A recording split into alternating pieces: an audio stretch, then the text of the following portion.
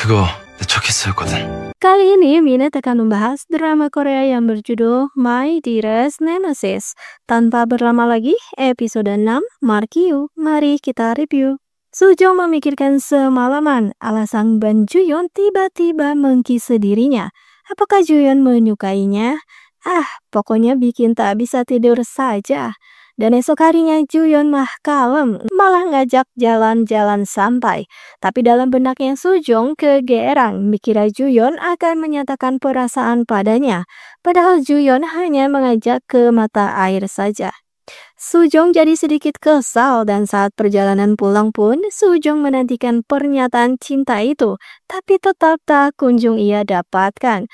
Sujong pun langsung lesu sedangkan Juyeon mah adem-adem bae. Kepulangan mereka ternyata membuahkan hasil karena ibu pemilik tadi memberikan respon positif jika ia akan menandatangani perjanjian tapi tetap akan berdiskusi dahulu dengan para pekerja.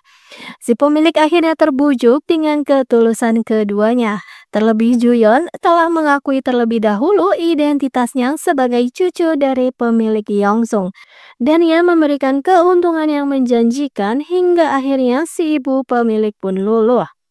Tak terasa sudah sampai di rumah. Sujong yang sedari pagi menunggu ungkapannya Juyeon jadi kesal. Tapi Juyeon malah mengatakan jika itu adalah sebuah kesalahan kecil. Jadi lupakan saja. Wah, Sujong langsung kepanasan. Ia pun tak akan pernah menganggap Juyeon sebagai lelaki. Sujong benar-benar marah. Ia bahkan memukul-mukul pintu untuk meredakan stresnya. Tapi tetap saja kesalnya tak menguap. Hingga akhirnya ia menelpon Juyeon dan langsung marah-marah. Dan disinilah Sujong baru menyadari jika uring-uringannya seharian ini tak berguna. Karena Juyeon tak ingat sama sekali dengan kejadian itu. Juyeon hanya ingat jika ia sudah ditinggalkan Sujong di luaran. Sujong pun seketika lemas. Sedangkan Juyeon jadi kebingungan. Kenapa Sujong jadi marah begitu? Padahal ialah yang sudah ditinggalkan di luar. Tapi mengingat kejadian semalam, Juyeon jadi kesal karena Sujong tak menganggapnya seorang pria. Padahal sudah maco begini. Di mana coba letak bukan seorang prianya? Dan karena penasaran, Juyeon jadi bertanya pada sekretaris, saat kapan sih ia menganggap suaminya sebagai seorang pria? Dan saat dijelaskan, Juyeon mah pede jika itu semua sudah ada kok pada dirinya. Jadi kini untuk membuat Sujong terkesan, setelah menginspeksi di setiap sudut departemen store, Juyeon mentraktir semuanya untuk makan di resto yang sangat mewah sebagai bentuk terima kasih. Wah, Juyeon merasa bangga, pasti Sujong akan terkesan. Tapi ternyata ia malah mendengar Sujong berkata tak berminat pada Juyeon. Mau itu dijadikan suami atau bahkan kekasih. Juyeon jadi kecewa. Tak lama Hajin menelpon dan menawari Sujong untuk kencan buta. Tak sengaja hal itu didengar oleh salah satu staf. Bocor banget deh bibirnya sampai tak sengaja terdengar oleh Juyeon. Ia pun jadi penasaran, benarkah Sujong akan berkencan? Pokoknya nanti sebelum pulang Sujong harus menghadap ke ruangannya. Baru mau bertanya-tanya Juyeon sudah dipanggil oleh ibu ketua. Sekretaris ternyata sepal-sepil, sepertinya Bu Ketua sudah siap untuk mengumumkan pada media jika manajer umum Ban Juyeon adalah cucu sekaligus penerusnya. Dan jadilah kini Juyeon merasa ia sudah membuang waktu dengan memikirkan Sujong. Ia harus fokus kembali ke tujuan utamanya, yaitu menjadi penerus dari perusahaan Yongsung.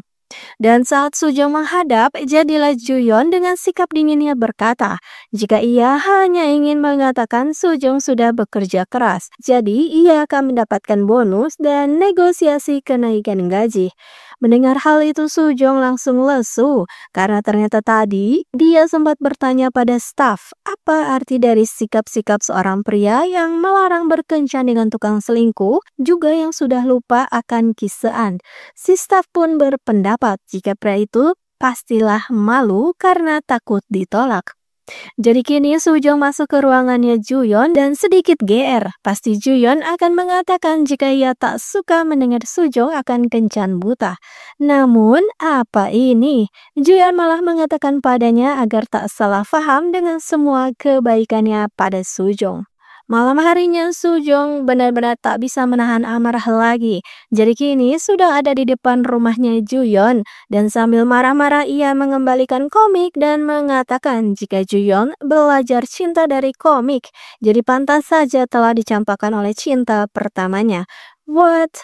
Perkataan yang benar-benar langsung menghujam. Juyeon tak terima, akhirnya membalas mengatakan jika standar Sujong itu harus dinaikkan. Pantas saja dirinya ditipu oleh cinta pertama. Wah, sama-sama perkataan yang menghujam jantung. Sedangkan di Sulo, Hajin tiba-tiba kesenangan karena Sujong setuju untuk kencan buta. Di sana ternyata juga ada Sinwon. Hajin jadi bertanya, kenapa Sinwon terus mengikutinya? Dan jika ini tentang sebuah hubungan, bukankah Hajin sudah menegaskan dari awal jika ia sama sekali tak tertarik akan hal itu? Dan ia merasa terbebani jika Sinwon datang ke Sulo dengan tujuan seperti itu. Dan jadi disinilah Sujong bertemu dengan kencan butanya yang ternyata tampan dan lembut juga lah. Sedangkan Sinwon kini jadi mellow, ia tak seperti dirinya yang santai karena sepertinya ia sudah terlalu jauh menyukai Hajin. Perkataannya Sujong benar-benar menusuk hati Juyeon, membuatnya tak bisa fokus membaca komik karena bayang-bayang Sujong selalu saja muncul di benak Juyeon. Dan kini suasana di ruang rapat sangatlah dingin, aura dingin keluar dari Sujong dan Juyeon. Benar-benar aura permusuhan.